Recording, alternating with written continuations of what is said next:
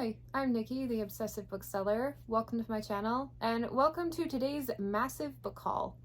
I've been slowly accumulating things over the last couple of months, and then my husband got me a metric you-know-what ton of books for Christmas, so I'm so excited.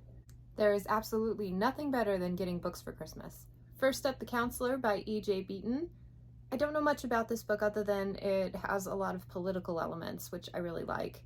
It's a recently new release that I'd always intended on picking up, but I saw it for sale at Book Outlet and thought what a better way to remind myself that I need to read it to grab a copy and put it on my shelf. So, yay. Ruby Fever by Ilona Andrews, one of my favorite series at the moment. This actually marks the end of their second trilogy and the end of their working relations with Avon at the moment. And there are 3 sisters, we've covered 2. I'm really hoping that they continue the story and perhaps self-publish the next 3. They've had a lot of success with self-publishing as it is, so since they already have their toes dipped in that market, hopefully we'll see more in this world. But yeah, don't let the covers fool you. This was published by Avon and marketed to romance readers, but it is every bit the most rich, awesome urban fantasies I've ever read. Deals with different magics. Each house kind of has a specialty of magics, and there's a whole bunch of battle scenes and mysteries, family politicking, everything you could want. I love it. I've got 2 titles here that I received as a gift from Theo over at Rekindled Reader. And I gotta say, thank you so much, Theo. When these showed up at my doorstep, I was beside myself. I have never received book mail before, so this was an awesome treat. And both of these were incredibly high up on my wish list, so thank you so much. We have Red Rising by Pierce Brown. I read this back when it first came out and kind of followed the series as long as it was published. And I quite liked it. At the time, they were kind of selling it as Hunger Games in space, which I don't think I agree with. Yes, there is an element of competition, and it kind of evokes that same visceral drive to survive. But aside from that minor comparison, it stands pretty well on its own. Chances are, if you're interested in the series, you've probably already read it, but yes. So glad to finally have this one in my collection, because when I started reading them, I don't believe they were out in hardcover. And then also A Time of Courage by John Gwynne. This is my favorite ongoing series that I've got. And I'm counting all 7 books as one giant lump of a series, even though it's 2 separate things. This is the only one of John Gwynne's works that I hadn't had a copy of yet, so very grateful to have this in my collection as well. Thanks so much, Theo. And then my sweet husband overspent our budget on me this year and went through and ordered every single hardcover on my wish list. So as a result, I now have the entire Red Rising series, which I am stoked. He even pre-ordered the new Lightbringer for me. But yes, I've got beautiful editions to go along with Red Rising: Golden Sun, Morning Star, Iron Gold, which I've read, but I waited too long to pick up Dark Age and then decided to wait until there was more in the series. So when the 3rd one comes out, I will be rereading Iron Gold so that I can continue the series. And I realize there's going to be 4 books out, but I think he's got a pretty good momentum at this point, so I feel comfortable perhaps picking up these and then the 3rd book, waiting for the 4th. My collection feels so much more complete with these. Another Book Outlet purchase, I snagged The Atlas 6 by Olivia Blake. I really love school settings, and this one's been getting a lot of attention on BookTube. Not necessarily great attention, but it's something I'd like to try anyway, and I think it was under $5, so sold. I picked up A Psalm for the Wild Built by Becky Chambers. I did mostly enjoy her Long Way to an Angry Planet series. It was just a tad meandering for me. I usually like more of a strong plot. But that being said, this one sounds absolutely delightful, and it's novella length, so what's not to love? A random used book purchase. I have most of this series by Jennifer Fallon in hardcover, and this was the only one that I was missing, and I had tried to order it several different times, and I always get they say it's new, but then I get these used beat up library editions. I'm like, that is not new. But finally, a relatively decent copy arrived, so we're calling it good. It's part of the Hythrun Chronicles. It's a set of 2 trilogies, and I've read the first trilogy. This is the 2nd book in the first one. And I still need to continue. It was one of those that I knew I really liked it, so I was saving it for a rainy day. And now it's been 20 years, and I'm going to have to go back and reread. But I'm going to continue this time once I get around to reading more Fallon. Spectrum by Julie Chernita. It's book 3 in the Webshifter series. I've devoured almost everything this author has on the market, but somehow I've slowed down with this most recent trilogy, even though it covers Essen, my favorite blue blob. You heard me. She took a trilogy she wrote way back in the day and is now continuing it in this trilogy. And I'm loving every moment, but for some reason I'm stalling on continuing the series. I think this one wraps it up. She usually writes in sets of 3. And I'm halfway through the second book, and I set it aside because I got busy with a bunch of other things, but I need to go back to it because I love this author. She is a sci-fi writer with some of the best creature creation on the market because she was a biologist before she was a writer, so she takes all of that deep knowledge and just pours it into her world building. It's phenomenal. So, love that I have this one also. The Blue Blob. Natalie Zena Walshott's Hench, like supervillains, henchmen, henchwomen. This was also a book outlet purchase, and it was based off of the fact that my bestie read it and said I might enjoy it, so, you know, take her on face value.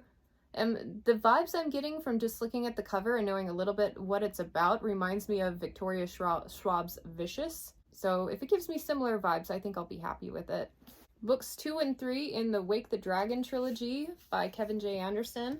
We've got Venge War and Gods and Dragons.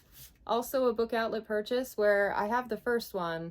These were less than $5 and I thought, I'm not sure if I'm going to like the series. The only reviews I've seen from other booktubers were kind of like mediocre. But I thought if I read it and I like it, especially since it has dragons in it, that there's a chance that I'm going to be upset if I didn't pick up the others in the series for super cheap. So that's why I have these. Hopefully it's good. And based on a weird project I have going, I'll probably get to those sooner than later. The first binding by R.R. Verdi, I paid a little bit extra shipping to get the one from the UK because I liked it slightly better. But this is the only new release from last year that I haven't read yet that I'm still like super eager to read. Like itching to get to this one, but I haven't picked it up for whatever reason. I'm going to keep plunking it on Patreon Book Club until it wins because I think it would be a lot of fun to read as a group. And just from what I've heard about it, like kind of name of the wind type of storytelling, great cultural world building, I'm all for that. I think this book and this is like a 5-star prediction for me. I feel like we're a match made in heaven. So can't wait to get around to it. My mom and brother got me The Lost Metal for Christmas. It's one that I have not read yet, even though BookTube is kind of exploding with content about it. But I'm kind of in no hurry. He took too long for me, and so the enthusiasm and the momentum kind of went away a bit. So I will get to this one and enjoy it at some point, but I'm kind of not in any hurry. Some of you may remember I did a TBR video forever ago where I thought I had gotten a digital ARC. And as it turns out, it was only the first 10 chapters, which, in my defense, on NetGalley, they clearly label it's like an excerpt, an extended excerpt. On Edelweiss, where I got it, I read the fine print, and nowhere in there did they say it was a condensed version.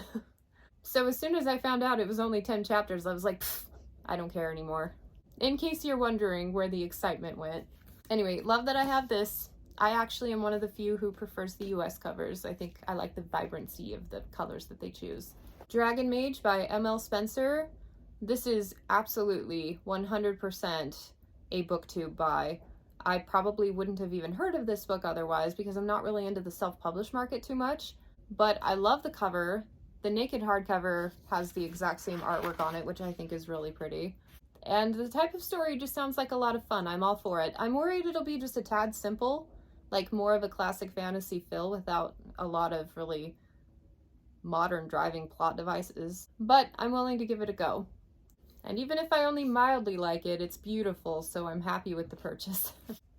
Books 3, 4, and 5 in the Ruin of Kings series, one that a lot of people are kind of divided on, and I've told myself, I'm not allowed to buy these gorgeous hardcovers from Book Outlet until I read at least the first book and see if I like it.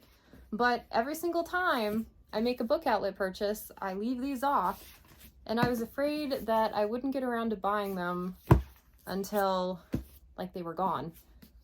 So I decided to gamble and snag them now and just hope that the unconventionality of the Ruin of Kings works for me. I am one of the few people who really like footnotes, so I'm willing to give that experiment a go. And just look at how gorgeous these are if I end up liking the series. No regrets. Ashes of Man by Christopher Rocchio, book 5 in the Sun Eater series.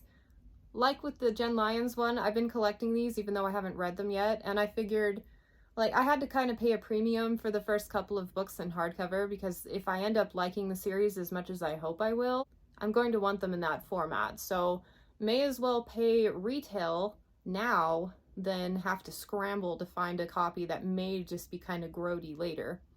It's where I'm at in life. Anyway, book 5, really excited to get to these eventually. This was also a Christmas gift. I bought myself Legacy of Ash by Matthew Ward.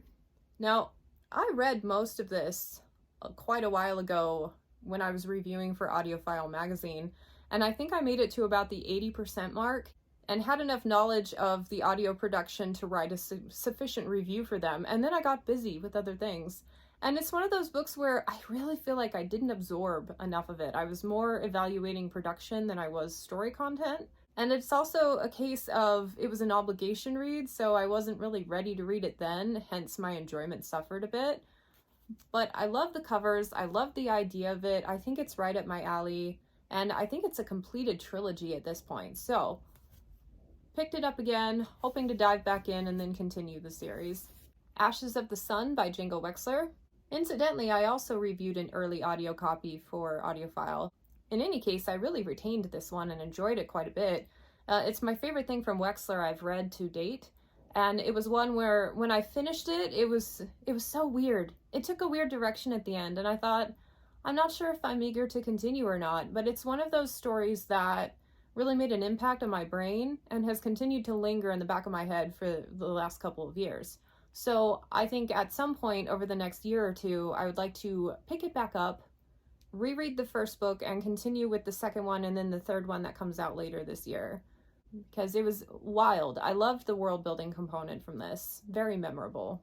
Okay, for Christmas, my husband didn't buy me this one, but this beautiful edition has a couple of companion books coming out, Children of Dune and Dune Messiah, and they are in these gorgeous like metallic cover, sprayed edges editions, and those will be arriving sometime in spring next year. They're gonna look so beautiful on my shelves, but now I have no excuse not to read the series. And I know, don't freak. I'm planning on getting to Dune eventually. Golden Enclaves by Naomi Novick. I've read the first two and I loved them, probably more than most of my peers, and just haven't gotten around to reading the third book yet. In fact, I'm kind of rearranging things so I can pick this up sometime in January, because I'm eager to figure out how it ends. And I really love the atmosphere. I love the unconventionality of it, so yeah, can't wait. But now I have a copy to match the other two I already own.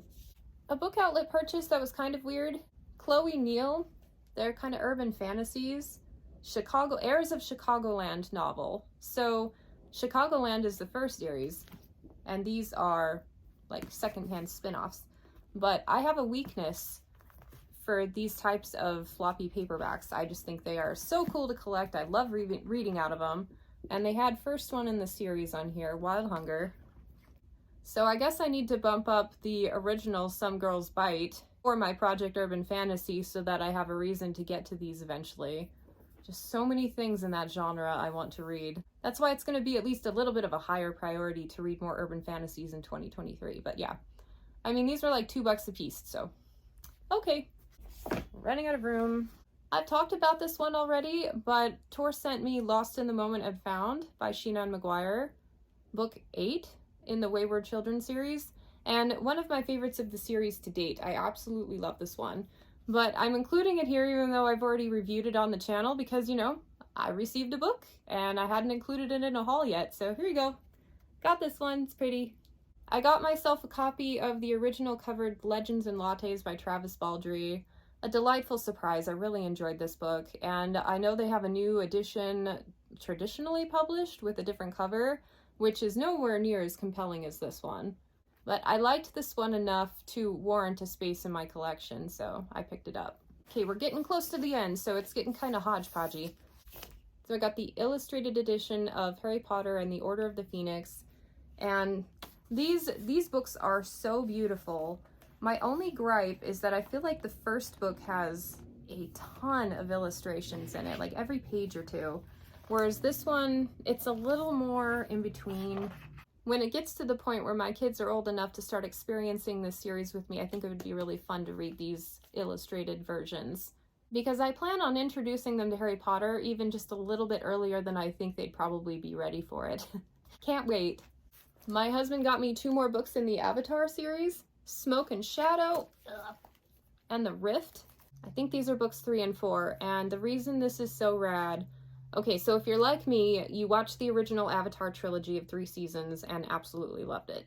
And then you picked up Legends of Korra and thought, okay, this is cool and interesting, but it doesn't have a through line from the end of the Avatar series. Like, I want to know what happened directly after that. I don't want, like, generations later. So these graphic novel editions, they take place immediately after the end of the trilogy, and they are beautifully illustrated. You feel like you're watching the show, and the artist and the author have notes on the side of the pages that kind of tell what they're trying to evoke with all of their images. It is an experience. I highly recommend it. I haven't really read through them very quickly. I'm still in the first book just because I'm meshing with it. When I pick them up, I usually end up spending about 5 minutes, and I'm only a couple pages further.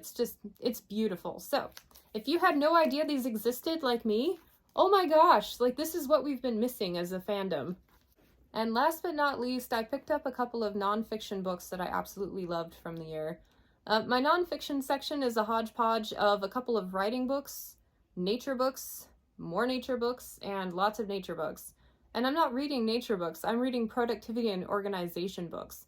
And so I would really like to rearrange that shelf and start integrating more of the books that really drive me. I usually check them out as audiobooks from the library, and all of these I have picked up and read more than once. And I still have a couple more that I want to buy to add to the collection, but I thought I would start with this because right before Christmas they had a whole bunch of books on sale, and so I got a good deal on all of these. So anyway, we have Make Time by Jake Knapp and John Karansky. It's a series of a whole bunch of tactics that you can use to improve your productivity, and they throw over 100 of them at you, and you can just kind of pick and choose which ones you think would work best for you. It's an awesome resource because it acknowledges that not one size fits all, and it just gives you a whole bunch of different things to try. I could spend an entire month on any one of the plot points mentioned in here on what you can possibly do. So that one was great, and actually this one was hard to listen to in audio because there are so many points. I mean, I really feel like I'd benefit from being able to mark a page and then kind of refer back to it while I'm trying that particular strategy. So bought that one. Emotional First Aid by Guy Winch. This guy is like my psychology guru. I really love his philosophy and how he helps people manage the emotional component of their lives. He has this analogy of if you get a cut on your skin, I mean, you go to the bathroom, you get a Band-Aid and some Neosporin and you put it on and you're good to go. But when you receive an emotional wound, most people don't know how to care for themselves like they would if they knew how. And so he gives a lot of strategies for basic care for things like loneliness, rejection. The benefit I got out of here was he talks a lot about rumination and getting yourself out of that mental spiral that always leads nowhere good. And if I haven't sold you on this enough, he has a TED Talk. It's about half an hour, 40 minutes long, that completely encompasses everything he talks about in this book, and it was superb, so maybe check that one out. But yeah, love this guy. My favorite, I've read it 2.5 times, Cal Newport's Digital Minimalism, and I swear I need to include a reread of this once a quarter because I get really good at minimalizing my digital use for about a month after reading this book, and then it slowly starts to get back into bad habits again. And so I thought maybe if I had a physical copy, I'd be better at it. But it's really cool. It's all about the philosophy of finding things that enhance your life and letting go of all the things that don't. And right now, I'd say I'm at about a 70-30 split. I've got 70% of things I'm doing on my phone that are actually really beneficial to me, like content creation, but then the other half where I open up the app to check if I have comments, but I'm not actually in the mood to respond to comments, so I waste all the time of reading them, rereading them, checking on email, all of that stuff, instead of living my life and being in the present. So diatribe over, but yeah, love that one. And what organizing collection would be complete without the life-changing magic of tidying up by Marie Kondo? Loved this book. There are some things her and I disagree on. Books, meh. But I am taking her philosophy of sparking joy and using that in my Read, Burn, Hoard project, where I'm trying to get rid of the books that don't spark that instant, like, oh, gotta read that one. There were a lot of things I found valuable in this one, and if nothing else, it was, I think, one of the first books to, like, spark the idea that I didn't have to hang on to so much stuff. Because I was already kind of headed that direction myself, but this gave me something to latch on to. And from that, like, I think I'm turning myself into a decluttering and organizing expert just based on the sheer number of content that I'm consuming. I heard a stat somewhere that if you consume an hour of content in a specific field a day, you will be then considered an expert within 10 years. And I think I'm a good 5 years along that road, so maybe I'll reread this one and get myself even further. And that's everything! Thanks for joining me and Grogu on today's book haul. I love sharing all the new books that I got. And if you picked up any books this holiday season, I want to hear about it. Like, what'd you get? In some ways, I wish YouTube allowed people to share pictures, but I can also see how that could go terribly wrong. I am always in the mood to stock someone else's shelves, so hopefully stocking my shelves today. Stocking or stalking. There's a play on words there. Hopefully seeing me stock my shelves today was quite satisfying. Thanks so much for joining me on this one, and I hope to catch you next time. Bye.